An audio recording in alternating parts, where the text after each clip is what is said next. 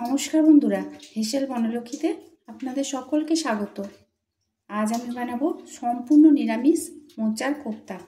তাই প্লিজ আপনারা স্কিপ না করে সম্পূর্ণ রেসিপিটি দেখুন। আর একঘেয়ে মোচার তরকারি না খেয়ে মাঝে মাঝে এরকম মোচার কোপ্তা বানিয়ে নিন। মোচার কোপ্তা বানাবার জন্য একটা মোচা নিয়েছি। এই মোচাটা এখন ছাড়িয়ে নিচ্ছি। নিয়েছি একটু ময়দা। হাতে যদি ময়দা দিয়ে মোচা ছাড়ানো হয় তাহলে হাত কালো হবে না। হাতে একটু ময়দা মাখিয়ে নিলাম।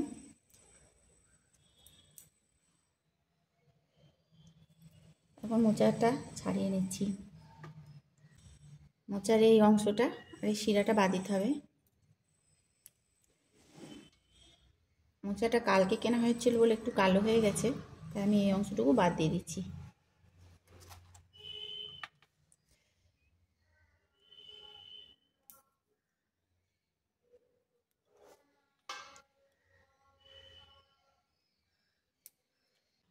মোচার এই শিরাটা আর এই অংশটা, এই দুটো অংশ টেনে একসাথে বাদ দিয়ে দিলেই হবে। গোটা মোচাটাই ছাড়ানো হয়ে গেল। এখন একটা পাত্রে কিছুটা জল নিলাম।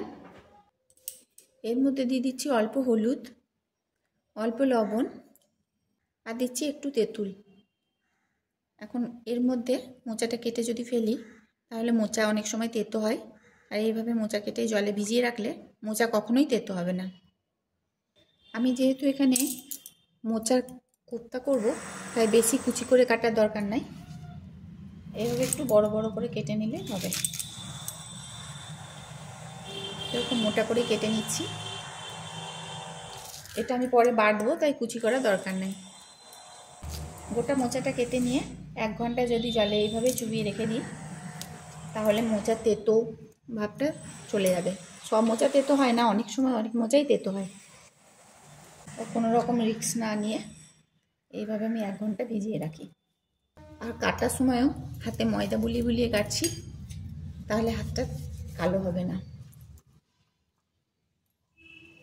ছাড়ানোর সময়ও ময়দা বুলিয়েছিলাম, আর কাটার সময়ও হাতে ময়দা বুলিয়ে নিচ্ছি।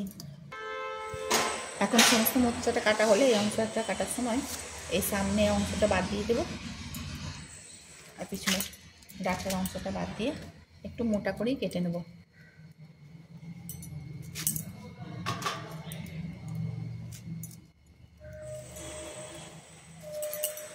এইভাবে মোটা মোটা করে কেটে নিলেই হবে। সব মোচাটাই কাটা হয়ে গেল। 1 ঘন্টা পর এটা সেদ্ধ করতে দেবো। মোচাটা এখন কুকারে 3টে সিটি দিয়ে সেদ্ধ করে নিয়েছি। সেদ্ধ করার পর জল ঝরিয়ে নিয়েছি। মোচাটা এখন বেটে নিতে হবে, তাই মিক্সার গ্রাইন্ডারের জারে নিয়ে নিচ্ছি। আর এখানে ছোলার ডাল 4-5 ঘন্টা আগে ভিজিয়ে রেখেছিলাম। ডালটা খুব ভালোভাবে ভিজে গেছে। ডালটা জল ঝরিয়ে নিয়েছি। এটাও মোচার সঙ্গে একসঙ্গে বেটে নেব। ছোলার ডালের সঙ্গে মোচা ঠিক এইভাবে মিহি করে বেটে নিলাম। মোচা আর ছোলার ডালটা এখন একটা বাটিতে নিয়ে নিলাম। এর মধ্যে দিচ্ছি লবণ, হলুদ, জিরে গুঁড়ো, হিং আর আদা কাঁচা লঙ্কা বাটা। এখন এটা একসঙ্গে ফেটে নেব। খুব ভালোভাবে ফেটে নিতে হবে। এখন মোচার কোপ্তা ভাজার জন্য তেল গরম করে নিয়েছি। কোপ্তাগুলো এক এক করে ছেড়ে দিচ্ছি। এইভাবে মোচার কোপ্তা বানিয়ে খেয়ে দেখুন। যারা মোচা খেতে চায় না তাদেরও ভালো লাগবে, কিন্তু এইভাবে মোচার কোপ্তা বানালে দেখবেন ছোটো ছেলেরাও খেয়ে নেবে। আর এই কোপ্তাগুলো ভাজা খেতেও খুব ভালো লাগে। যদি তরকারিতে না দেন গরম গরম ভাজাও খেতে পারেন। একদিকটা ভাজার পর অন্য দিকটা উল্টে দিতে হবে।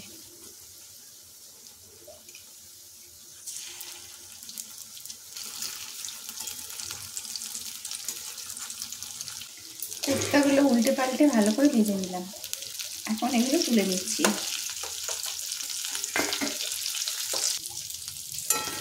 এই তেলে বাকি কোপ্তাগুলো ছেড়ে দিচ্ছি। এখন সব কোপ্তাগুলোই ভাজা হয়ে গেল। এখন ওই তেলে দিচ্ছি শুকনো লঙ্কা ফোড়ন, দিয়ে দিচ্ছি জিরে, গোটা জিরে, আর দিচ্ছি অল্প হিং। ফোড়নটা একটু নেড়ে চেড়ে দিলাম। এখন এর মধ্যে দিচ্ছি আদা কাঁচা লঙ্কা বাটা, দিচ্ছি একটা তেজপাতা, একটু নেড়ে নিয়ে এর মধ্যে দিচ্ছি একটা বড় সাইজের টমেটো কুচি, দিচ্ছি লবণ আর হলুদ, এখন দিচ্ছি জিরে গুঁড়ো আর ধনে গুঁড়ো। হাতের ব্যালেন্সের জন্য অল্প চিনিও দিয়ে দিলাম। মশলাটা হাতে সময় নিয়ে কিছুক্ষণ কষিয়ে নিলাম, তেল ছেড়ে এসেছে। এখন এর মধ্যে দিচ্ছি সেদ্ধ করে রাখা আলুটা 2টো সিটি দিয়ে সেদ্ধ করে নিয়েছি। সেদ্ধ করে জল দিয়ে রেখেছিলাম, এখন আলুটা কষিয়ে নিতে হবে। আলুটা কষানো হলে এর মধ্যে দিয়ে দিচ্ছি গরম জল।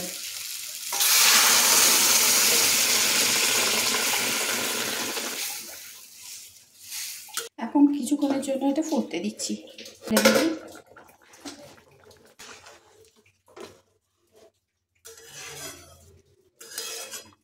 এটা হয়ে গেছে, এর মধ্যে এখন কোপ্তাগুলো দিয়ে দিচ্ছি। কোপ্তাগুলো দিয়ে বেশিক্ষণ ফোটানো না।